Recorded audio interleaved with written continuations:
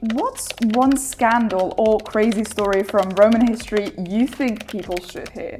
You know, anything to do with Caligula is scandalous. There's so many terrible stories. Now, again, much like Nero, you know, are they true? It depends who wrote the history, why they wrote it. You've got to be objective when you're reading the sources, of course.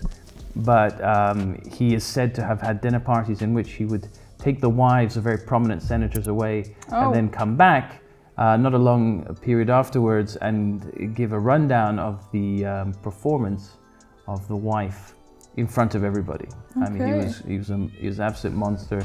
And if you want scandals, read anything to do with Caligula. He's the most scandalous of all Roman emperors. Yes, I mean, I've also heard a story about him naming his horse as a consul. Yeah, in Citatus. Well, he threatened to do it, but I think, again, did he really, or was he saying to people, you're so bad as senators that I could get a horse to do your job? You know, you got to look at it again through that sort of prism. Yeah, and was there actually a lot of cases of the Roman citizens rising up to emperors such as Caligula and Nero, who were loved at the start but then also hated? The Roman populace, I mean, not so different from us really. As long as they were okay, they didn't really care who was ruling, what was going on.